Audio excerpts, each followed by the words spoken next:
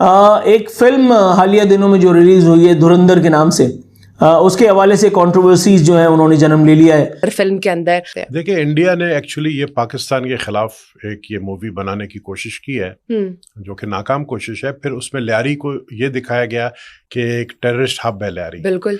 अब इस मूवी पर हमको बात नहीं करनी थी, बात इसलिए अब कर रहे हैं क्योंकि पाकिस्तान की पट रही है और पाकिस्तान जल रहा है। सर ये क्या हो रहा है? कराची के लोकल डकैतों के ऊपर बॉलीवुड फिल्में बना रहा है सर। ये रहमान, बाबा लाडला, उजैर बलोच या अरशद पप्पू, ये बहुत ऊपर की चीजें थी। ये जो मूवी बन रही है ये कुछ भी नहीं है उसके आगे। इतनी गोलियां चल रही हैं, इतनी गोलियां चल रही हैं कि आपको अंदाजा नहीं हो रहा कि फायरिंग कहाँ हो रही है, कहाँ गोलियां चल रही है, कहाँ नहीं। और जो वो एक छोटा सा कैरेक्टर वहां पर आप किसी गैंगस्टर को लेते, इससे भी ज्यादा कामयाब।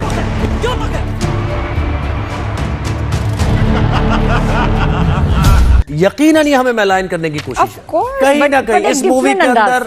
हाँ बिल्कुल, इस मूवी के अंदर वो सब कुछ ये दिखाएंगे जिसका रियलिटी से कोई ताल्लुक नहीं, फिक्शन बेस्ड ये कोई मूवी होगी। अच्छा, एक और बड़ी इंपॉर्टेंट चीज कि जहां से वो ट्रेलर का आगाज करता है, जिसमें वो जनरल ज़िया उल हक का जुमला कोट करता है, इसका मतलब जनरल ज़िया उल हक का जुमला अभी भी उनके सीने में निश्तर की तरह चुभा हुआ है। ये तो कामयाबी है ना भाई। एक बात सुने, इंडिया एक फिल्म लेकर आ रहा है धुरंधर के नाम से। अगर लियारी गैंग वॉर है उसके ऊपर फिल्म बनाना बहुत ही मुश्किल है और शायद परमिशंस का भी इशू हो। तो हमारी स्टोरीज जब हमें बनाने नहीं दी जाएंगी तो फिर दूसरे मुल्क या इंडिया वो बनाएगा। ऑडियंस स्मार्ट हो गई ना।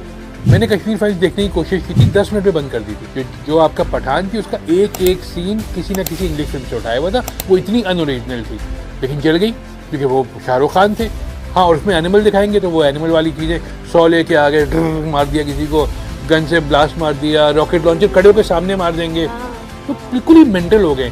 पाकिस्तान मुखालिफ प्रोपेगेंडा करके, अहले पाकिस्तान को गाली देके, पाकिस्तान पर झूठे बेबुनियाद मुकदमात, आतंकवादी का इल्जाम लगा के पाकिस्तान को बुरा दिखाएंगे, पाकिस्तान में लॉ एंड ऑर्डर की सिचुएशन दिखाएंगे, पाकिस्तान में किस तरीके से वो सब इन्होंने जो है ना यही करना है जो पहले ये सनी देओल और उससे पहले भी ये करते रहे। हमने मूवीज आज तक बॉलीवुड की, हॉलीवुड की, गैंग्स पर देखी है, माफियाज पर देखी है, वो सब खत्म हो चुकी थी वहां पर। क्योंकि वहां जब आप जाते थे ना तो वहां पर ये रहमान, बाबा लाडला, उजैर बलोच या अरशद पप्पू, ये बहुत ऊपर की चीजें थी।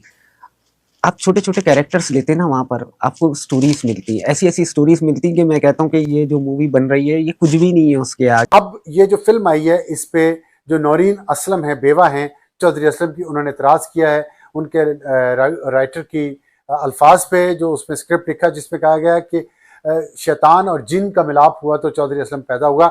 मतलब चौधरी असलम बहुत एक बहादुर और दिलेर ऑफिसर थे, लेकिन उनकी दिलेरी और बहादुरी को नेगेटिव रंग देने के लिए बॉलीवुड ज़ाहिर है उसका काम ही ये है कि वो पाकिस्तान को एक नेगेटिव पिक्चर पेश करे।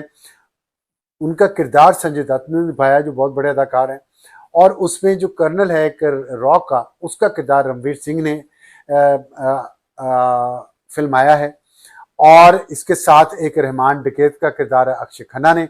रहमान डकैत एक किरदार ऐसा था जिसको 2009 में जो पुलिस मुकाबले में मारा गया, उस पुलिस मुकाबले को एसएसपी असलम चौधरी लीड कर रहे थे, और रहमान डकैत पाकिस्तान पीपल्स पार्टी के बहुत करीब था। ये उस वक्त बातें आई हैं, मुबैना तौर पर वो करीब थे, जिसकी वजह से अब नौरीन असलम ने बिलावल भुट्टो जरदारी से ये कहा है, पाकिस्तान पीपल्स पार्टी के चेयरपर्सन है, कि आपके जलसे की और बेनज़ीर भुट्टो के जलसे की और तस्वीरें लगा के साथ रहमान डकैत की तस्वीरें लगा के उस फिल्म में दिखाया गया है।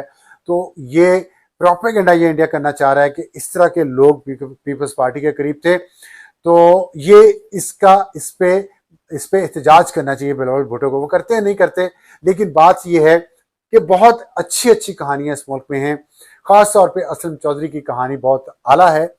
पाकिस्तान की फिल्म इंडस्ट्री को चाहिए था कि वो खुद इस कहानी पे। दोस्तों, धुरंधर ने पाकिस्तान में सीधी आग लगा दी है। फिल्म ने कराची के गैंग, आईएसआई के खेल और पाकिस्तान के अंदर चल रही पूरी प्रॉक्सी वॉर को नंगा करके रख दिया। और बस यही देखकर पाकिस्तान का मीडिया बौखला गया। कोई बोल रहा है बॉलीवुड हमें बदनाम कर रहा है, कोई आईएसआई की पोल खुलने पर तड़प रहा है, और ऊपर से फिल्म सुपरहिट, यही सबसे बड़ी जलन। लेकिन सवाल यह है, धुरंधर शुरुआत है या न्यू इंडिया सिनेमा की नई लड़ाई? अगर आप भी चाहते हो कि ऐसी फिल्में लगातार बने जो पाकिस्तान के टेरर नेटवर्क की असलियत दुनिया को दिखाएं, तो अभी लाइक करो, शेयर करो और कमेंट लिखो, धुरंधर ने सच बोल दिया। और ऐसे ही एक्सप्लोसिव पक मीडिया रिएक्शंस के लिए सब्सक्राइब कर दो। हैरत नहीं होगी अगर वो इस फिल्म में जो है वो ये दिखा दें कि रहमान डकैत का कोई ताल्लुक जो है वो BLA से था। और ये जाहिर एक प्रोपेगेंडा मूवी है।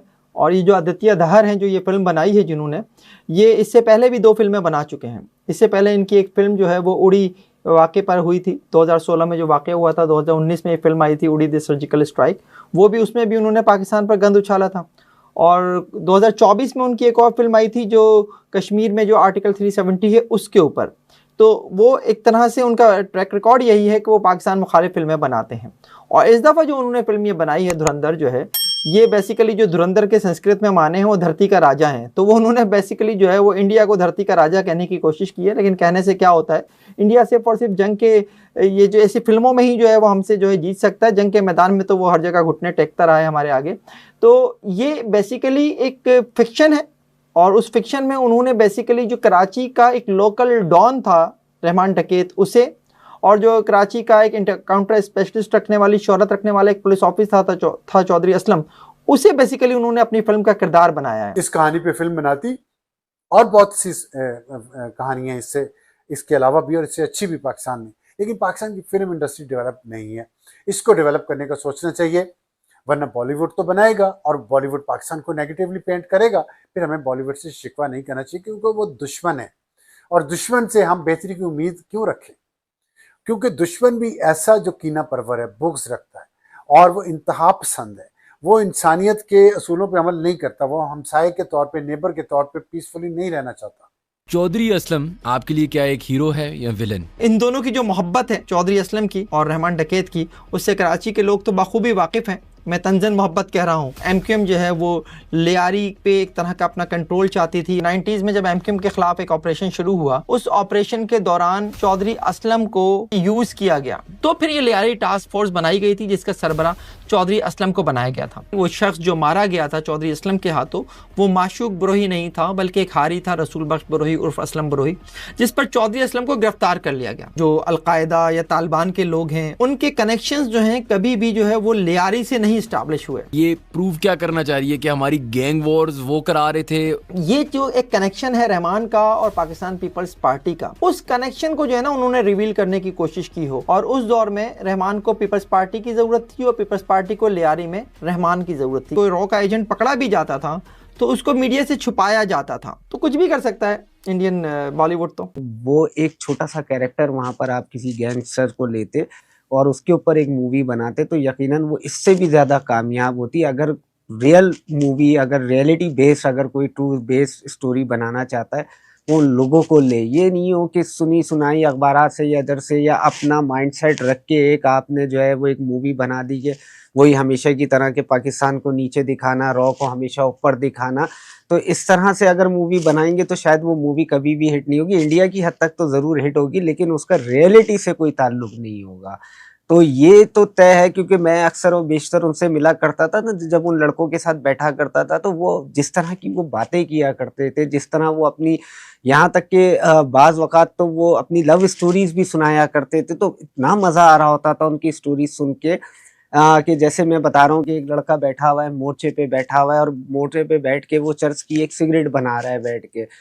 तो मैंने उसको, यार आप इमेजिन करें इतनी गोलियां चल रही हैं, इतनी गोलियां चल रही हैं कि आपको अंदाज़ा नहीं हो रहा कि फायरिंग कहाँ हो रही है, कहाँ गोलियां चल रही हैं, कहाँ नहीं है। और वो जवान जो है वो बैठा हुआ है मोर्चे के ऊपर और मोर्चे के ऊपर जो है वो सिगरेट भी बना रहा है वो अपनी, और रोल कर रहा है, और क्या नाम है उसका, उसके साथ साथ जो है वो क्लाशनकोफ उसके पास है और वो फायरिंग कर रहा है बैठ के।